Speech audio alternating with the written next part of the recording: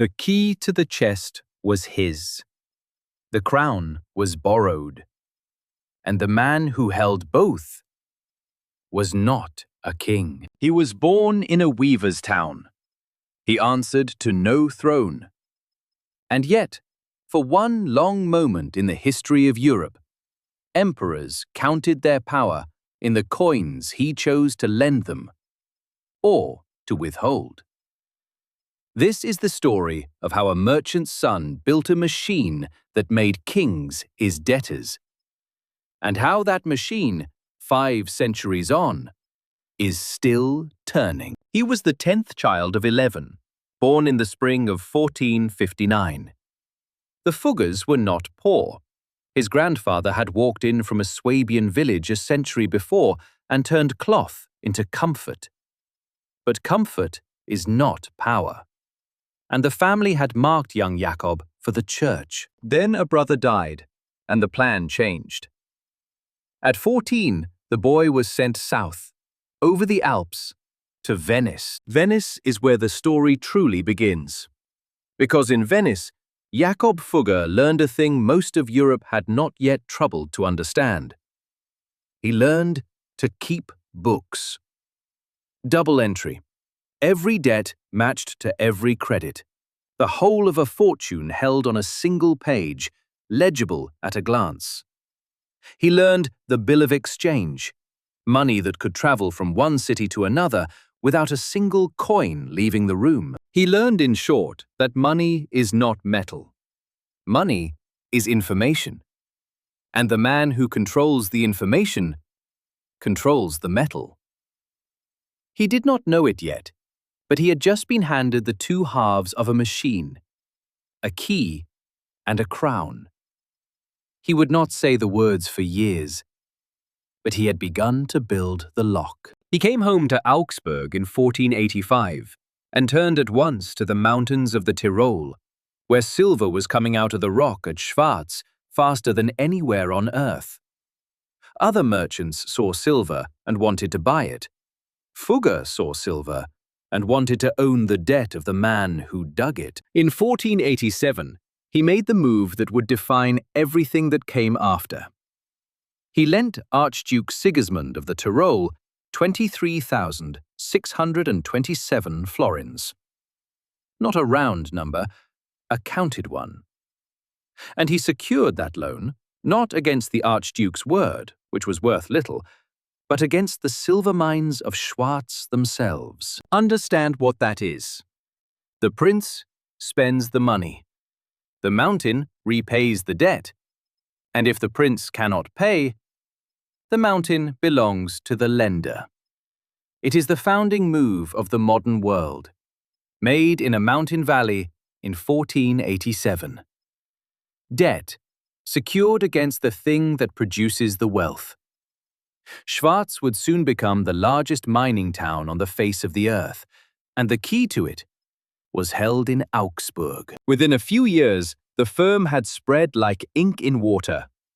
Copper out of Hungary, Fugger built the smelters, funded the passes, shipped the metal through Antwerp to Lisbon and on, they say, toward India. He minted his own coin. He ran a courier network that carried news of prices and wars faster than any king's messengers. He did not merely trade in the economy of Europe. He was beginning to be its nervous system. He did not lend to kings. He lent to kingdoms. But here is where the story turns stranger than the ledgers alone would suggest. A bank that lends to princes needs more than silver. It needs deposits, quiet money, money that does not ask questions. And in the year 1496, the quietest money of all came knocking. A prince of the church, a cardinal, Melchior von Meckau, placed a secret fortune into Fugger's hands. 150,000 guilders. There was only one difficulty. The church forbade usury, the lending of money at interest, as a sin. A cardinal could not be seen to invest in a bank that lent at interest. So the investment was hidden, and for 13 years it earned in silence. And then, in 1509, the cardinal died. The secret died with him, which is to say, it did not die at all. It surfaced. The Pope wanted the money. The cardinal's diocese wanted the money. The family wanted the money. All of it at once. And Jakob Fugger, the richest commoner in Europe, stood for a moment on the very edge of ruin, undone not by a war or a market, but by a dead man's secret. He was saved by an emperor. Maximilian intervened, had himself recognized as the cardinal's rightful heir, and the debts were quietly folded away. Fugger survived. But nothing is given for nothing. In return, the emperor asked for one thing: that the money never stop. That Fugger fund his wars, his ambitions, his endless and bottomless need. Without end. The lender had been rescued by the crown, and so the lender now belonged to the crown. Or the crown to the lender. After a point, it becomes difficult to say which. The key to the chest was his. The crown was borrowed. Hold those two things in your mind, because now they begin to touch. There was a young man named Albert of Brandenburg, 24 years old and ambitious beyond his years. He wanted to hold 3 great offices of the church at once, which the law forbade, and which the Pope would permit, for a price. A vast price. Albert did not have it, so Albert borrowed it from Fugger. Some 20,000 guilders to purchase the favor of God's own offices. And now the young archbishop had a debt. And a debt must be repaid. So a campaign was authorized, the sale of indulgences. Slips of paper that promised to shorten a soul's suffering after death. Salvation sold by the coin. Half the takings to Rome to raise the new St. Peter's, and half to repay the loan in Augsburg. A friar named Johann Tetzel was sent out to preach it town by town. And here is the detail that the centuries have nearly buried. The detail that is all the same, a matter of record. Tetzel did not travel alone. Beside him, at every sermon, walked an agent of the house of Fugger. And that agent held the key to the chest. When the chest was full of the coins of the faithful, it was the Fugger man who opened it, counted it, and sent the bank's share north to the office in Leipzig. The firm took its cut on every shipment, 3 pennies in the 100, a commission on the sale of heaven. Salvation had become a debt collection device, and a clerk of a private bank held the key to the box it was sold from. In a town called Wittenberg, a monk was watching this.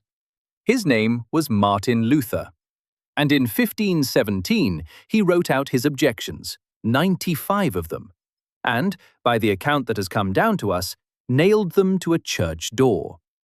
He did not set out to break Christendom in 2, he set out to object to a sale. But the sale he objected to was the engine of a debt, and the debt led, link by link, back to a counting house in Augsburg. Jakob Fugger did not write the 95 Theses. He did not want a reformation. A reformation was bad for business. But the fiscal machine he had built made the sale inevitable, and the sale made the protest inevitable. He was not the author of the schism. He was its financier. The man who, without ever meaning to, lit the fuse and held the key. And then the schism came to his door. In the autumn of 1518, the church summoned Luther to answer for his words. The place they chose was not a cathedral. It was the Fugger house in Augsburg, Jakob's own hall. A cardinal named Cajetan sat in judgment beneath Fugger's roof. Luther refused to retract a single line. and by night he fled the city. Think on the geometry of that. The man who lent the money that built the indulgence, hosting the trial of the monk the indulgence had made. The fire he financed, burning now in his own front room. And then, in January of 1519, the Emperor Maximilian died. Owing Fugger some 350,000 guilders, a dead emperor must be replaced, and the crown of the Holy Roman Empire was not inherited. It was elected by 7 princes, each of whose votes could be bought. Maximilian's grandson Charles wanted it. So did the King of France. So did the King of England. It became an auction, and in an auction, the deepest purse wins. The 7 electors were paid, bribed, in plain words, 851,585 guilders, a counted sum to the last coin, a fortune to make the eyes water. Of that fortune, more than 543,000 guilders, very nearly 2 parts in 3, came from a single source, from Jakob Fugger. On the 28th of July, 1519, Charles was elected Holy Roman Emperor, unanimously. He would rule an empire on which, men would soon say, the sun never set, and the crown on his head had been bought with borrowed money. The crown was borrowed, quite literally, quite exactly. Now think on what has happened. A merchant from a weaver's family has paid for the election of the most powerful monarch in the world. The emperor does not merely owe Fugger money. The emperor owes Fugger his throne. And what does a man do with a debtor like that? For 4 years he waited. And then the emperor's own parliament moved to do the one thing that could undo him. A law to break the great trading monopolies. To break Fugger. So in 1523, Jakob Fugger sat down and wrote a letter to Charles V, to the most powerful man on the earth. It was not a plea, it was an invoice and a reminder. It is well known, he wrote, that your imperial majesty could not have gained the Roman crown without my help, and I can prove it by the writings of your own agents in their own hands. Read it again and feel the temperature of it. A private banker telling an emperor, your crown is mine. I can prove it. Now pay me. This is the first time in the history of the world that we can watch it happen, in writing, by name. A private creditor reminding a sovereign that the sovereign's power is, and always was, collateral. The law to break him was dropped. Of course it was. The bill died in silence. So here is the machine, complete. A man lends to a sovereign. The loan is so large that the lender cannot afford to let the sovereign fall, and the sovereign cannot afford to let the lender fall. Each becomes the prisoner of the other. The state becomes the bank's collateral. The bank becomes the state's shadow treasury. The key to the chest was his. The crown was borrowed. 500 years later, that machine has a new name. BlackRock holds sovereign bond portfolios larger than Fugger ever dreamed. The IMF writes the terms nations must sign to keep their crowns. And when a great lender extends so deep into a nation that the nation's own ports, its own railways, its own mines are pledged against the debt, neither the lender nor the borrower can survive the other's collapse. We have a phrase for it now. We call it Belt and Road. We call it debt trap diplomacy. We discuss it as though it were an invention of our own century. It is not. It is 500 years old. It was built in a counting house in Augsburg by a man who answered to no king, and it has been turning quietly ever since. The key is still in the lock.